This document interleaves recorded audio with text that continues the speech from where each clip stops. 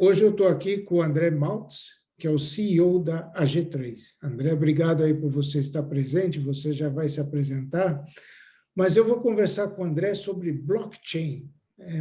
Tem uma startup que fala sobre como essa tecnologia permite a rastreabilidade da cadeia de suprimentos no setor agrícola. Como é que vocês criaram essa interoperabilidade que você menciona?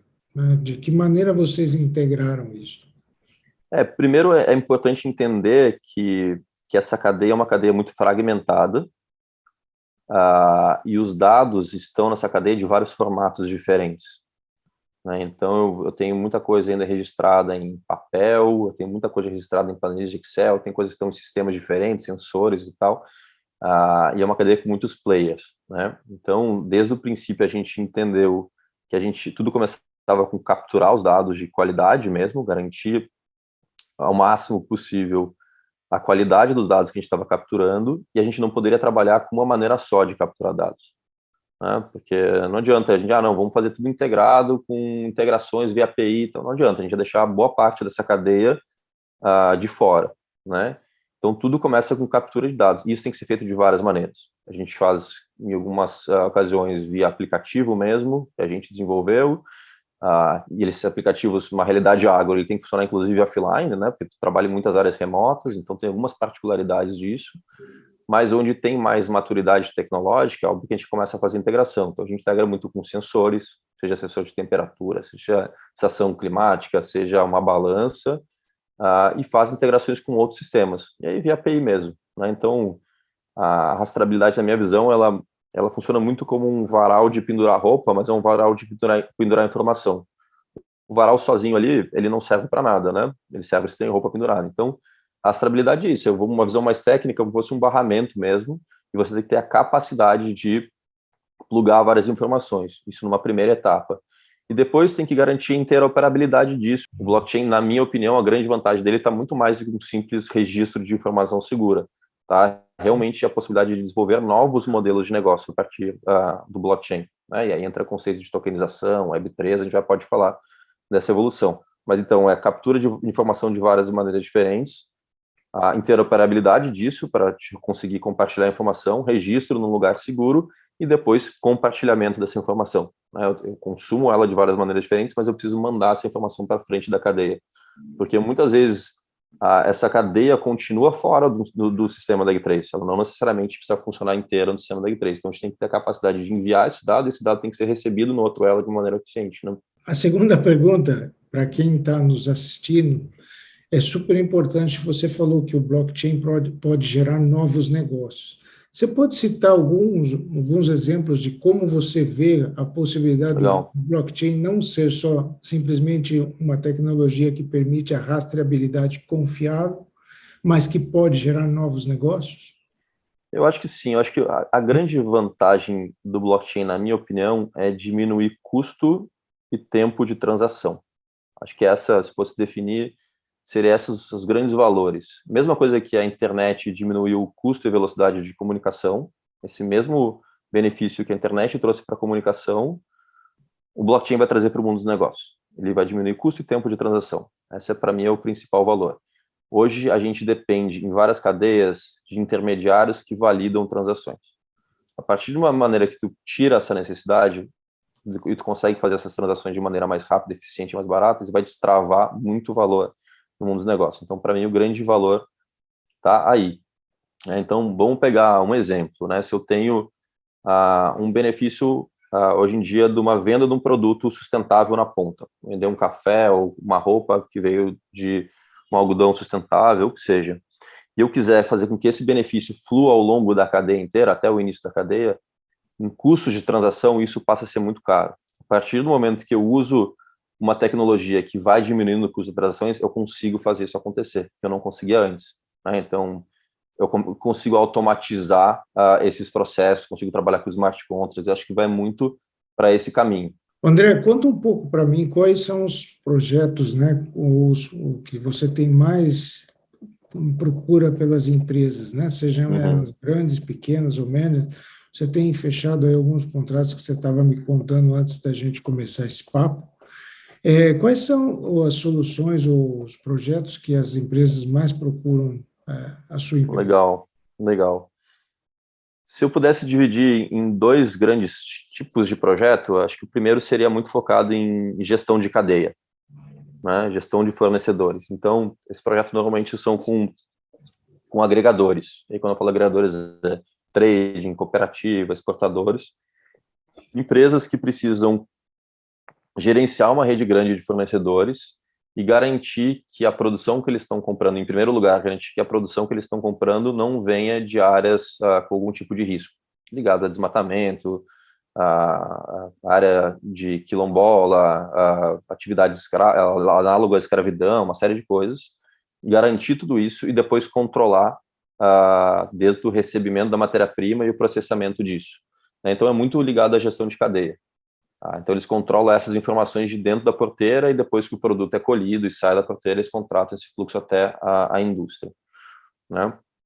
Um outro tipo de projeto que a gente faz bastante é com indústria de alimento mesmo. Aí está muito focado em cadeia de produção, né? Então, desde o recebimento da matéria-prima no início da indústria e a mistura disso ao longo do processo industrial e o controle de todos esses processos. Aí tem uma parte que é ligada à cadeia de produção mesmo, e tem uma outra parte que é controle de segurança alimentar, né, e parte sanitária também, né? Então, se eu tenho algum problema com o produto, eu tenho que ter a capacidade de fazer um recall, ou seja, tirar os produtos que eu estou com problema da prateleira de uma maneira eficiente.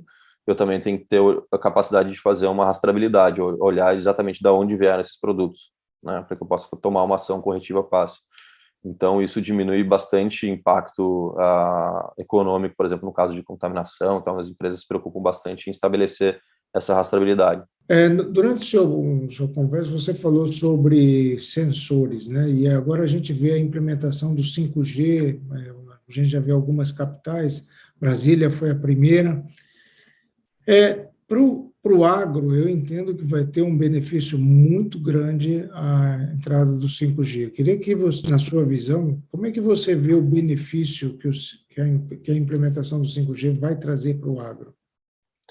Nossa, vai ser tremenda, com certeza, né? Acho que várias aplicações que a gente vê em campo hoje vão passar a funcionar de maneira muito mais eficiente com a advento do 5G, né? Toda a parte de telemetria de máquinas, por exemplo, você ficar toda a parte da robótica aplicada no campo, que eu acho que é a nova grande fronteira. Eu estava num fórum em São Francisco esse ano de tecnologia para agricultura e está falando cada vez mais da parte de robótica, né? De agricultura autônoma. E isso vai ser destravado muito pelo 5G, sem dúvida. Então, eu vejo o Brasil se aproximando dessa nova fronteira muito ligado a advindo do 5G, né?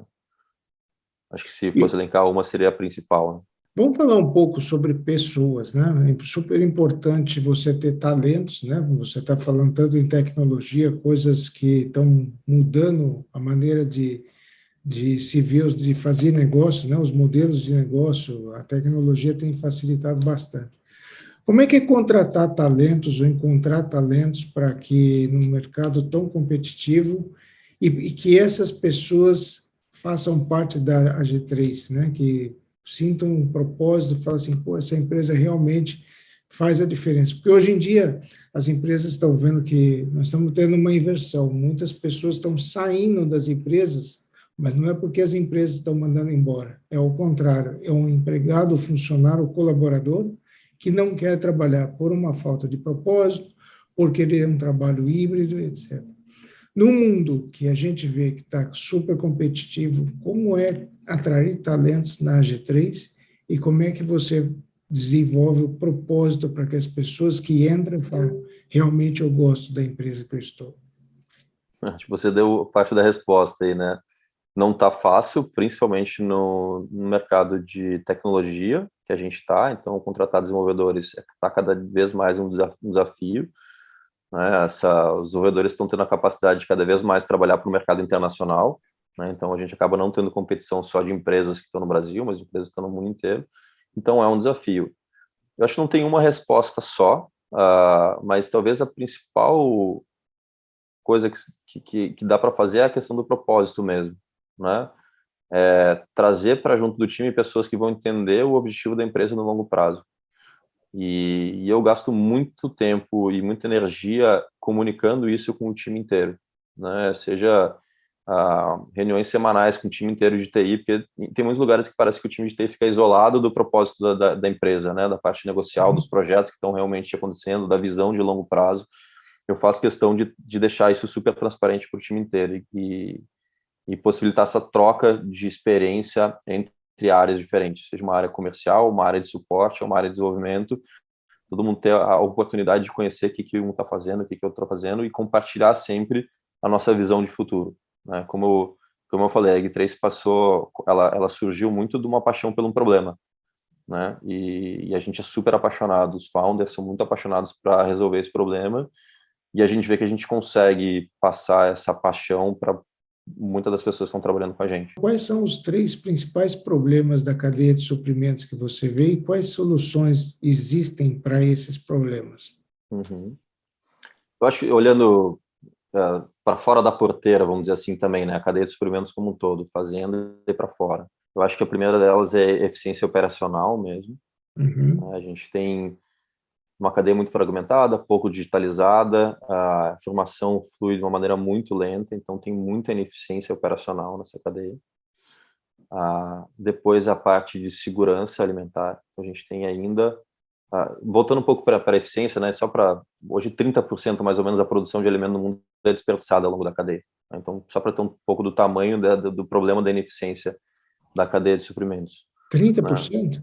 30% da produção nunca chega no consumidor final, né? Então, tem um gargalo tremendo aí para ser destravado e está muito ligado nesse fluxo de comunicação, fluxo de informação ao longo da cadeia. Então, o problema de eficiência operacional é tremendo na cadeia de suprimentos. O segundo problema é a parte de segurança alimentar e qualidade do produto mesmo, né? Então, a gente tem um número que acho que é 1 em cada 10 americanos pega algum tipo de contaminação alimentar por ano, e esse problema em outros lugares do mundo deve ser bem maior, né?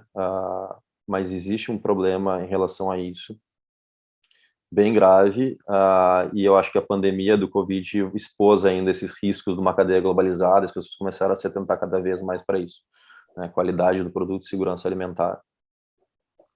E eu acho que o terceiro está muito ligado a uma demanda mais do final da cadeia, mais do consumidor, que é a transparência mesmo, né? Eu acho que o consumidor já não está mais satisfeito em pegar um alimento na prateleira e, esse alimento aqui é sustentável, ele respeitou as práticas ambientais, ele quer mais prova disso, né? Ele quer que isso seja lastreado, informação mesmo de qualidade, ele quer comprovação disso, né? Então, eu acho que é isso, eficiência, segurança e transparência. E aí, para completar, como é que isso pode ser resolvido? Acho que muito está ligado à tecnologia, né? Muito está ligado à digitalização dessa cadeia, mas muito está ligado à educação também.